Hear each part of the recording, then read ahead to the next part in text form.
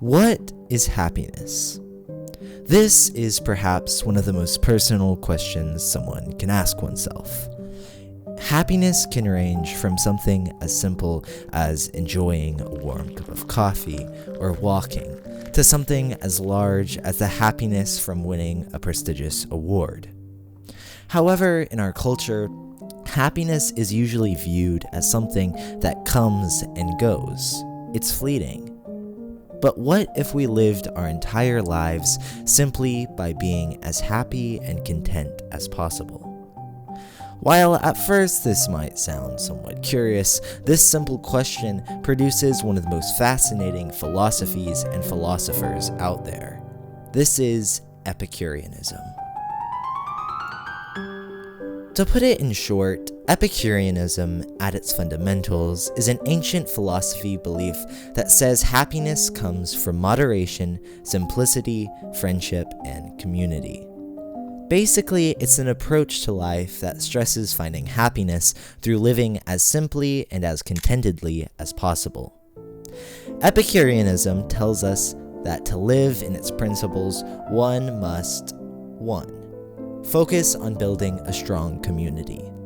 This community could be a group of peers, teachers, friends, or even apparently animals.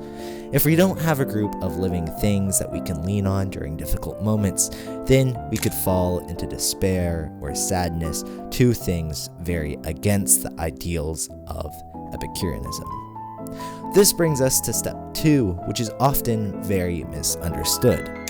It's commonly believed that Epicureanism tells us not to be sad or lonely, but that is not the case at all. Instead, it says we should acknowledge our current state and take the necessary steps to gently return to the happiness in which we thrive.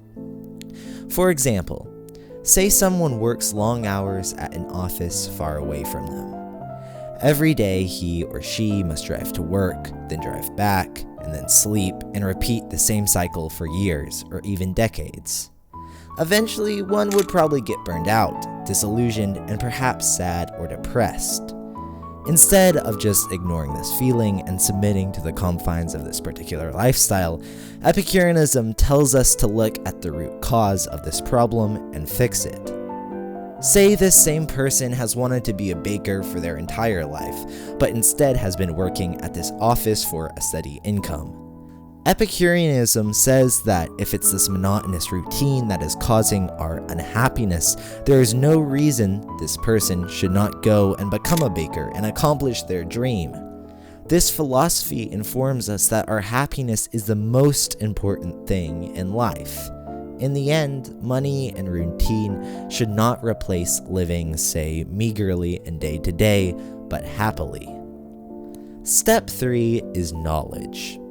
In the lifestyle of an Epicurist, knowledge serves as one of the most straightforward yet powerful means to achieve happiness, contentment, and tranquility. By actively seeking and acquiring knowledge, individuals can liberate themselves from ignorance and misunderstanding, paving the way for a deeper appreciation of life. This quest for understanding allows one to foster meaningful connections, make informed decisions, and cultivate a sense of purpose. As we expand our minds, we can also enhance our capability to enjoy the pleasures of life more fully, leading to a richer, more fulfilling existence. Embracing knowledge not only enriches our personal experience, but also enables us to navigate the complexities of this crazy world with greater ease and confidence. Step 4 is living a virtuous life, which is kind of self-explanatory. Of course, you don't want to go around hurting people or stealing things. That, in most cases, won't bring you much fulfillment. And lastly, step 5 is moderation in all things. This gives us our second misconception about this philosophy, primarily because a lot of people tend to associate Epicureanism with the idea of indulgence, often leading to the concept of Epicurean delights. Contrary to this popular perception, Epicureanism is actually a proponent of moderation and a philosophy that firmly believes that excess in any form ultimately culminates in pain and discomfort. To illustrate this principle, consider the act of overeating. While it may provide temporary pleasure, indulging excessively can lead to various unpleasant physical outcomes, including long-term health complications such as obesity. These conditions not only cause distress, but they can also foster feelings of guilt and anxiety about one's health, contradicting the very enjoyment one sought in the first place. Now that we know the ideals of Epicureanism, what about its history? Well, there's no way to talk about Epicureanism without talking about its founder, Epicurus. Imagine a vibrant, lush garden filled with gardens and orchards full of fresh fruit and vegetables. Among the winding paths, robed figures walk leisurely, occasionally stopping to engage in thoughtful conversations that delve into the realms of science, philosophy, and art. In a secluded corner, a group gathers around a teacher, Epicurus, who passionately illustrates the notion of free will. He emphasizes that there is no need to fear the gods. Instead, he asserts that human beings possess the complete freedom to carve their destinies. This freedom extends to finding joy in the present moment regardless of external circumstances. If you can picture this idyllic scene, you've envisioned Epicurus's pleasure garden, a tranquil sanctuary where he and his students sought to cultivate the philosophy that we've talked about. Epicurus's journey began in 341 BC on the island of Samos, a lively Athenian settlement nestled off of the Aegean Peninsula. There he spent his formative years immersing himself in the rich philosophies of great thinkers like Plato, Aristotle, and Democritus. After his mandatory military service, he spent time traveling through Asia and all around the Mediterranean. These travels helped shape his worldview, and upon his return to Athens, he established his own philosophical haven known as the Garden, which soon attracted a diverse group of followers eager to explore his teachings. His school was also unique because it allowed both male and female students as well as slaves. Unfortunately, Epicurus did die at the age of 72 in 270 BC. However, even though he died relatively young, his teachings have significantly influenced Western thought throughout history, leaving a lasting legacy that can be observed in various culture movements.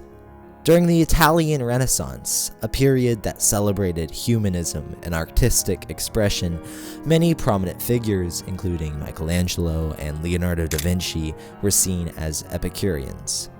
These artists sought to encapsulate the beauty and harmony of the natural world, embracing a philosophy that emphasized the importance of human experience, the pursuit of pleasure, and the appreciation of life in the present moment.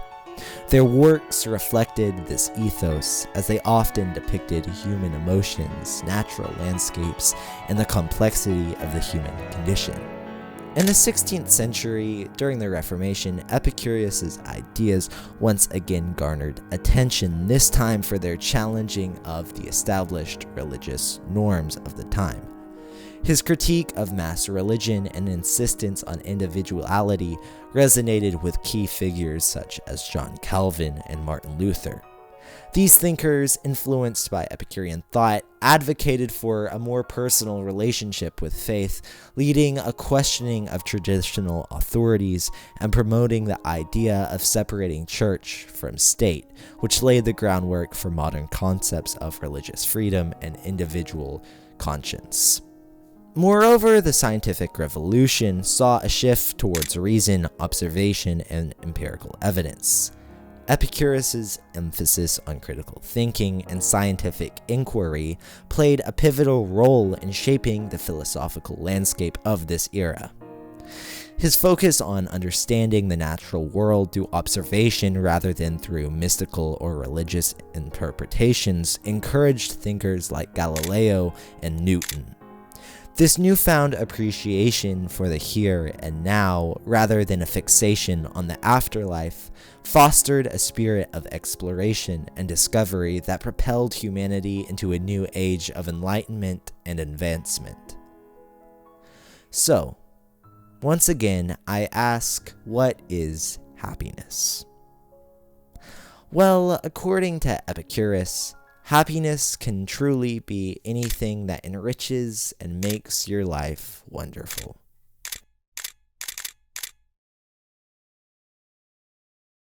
Thank you so much for watching this video. If you enjoyed it, please consider liking and subscribing and commenting. Thank you so much and have a great day.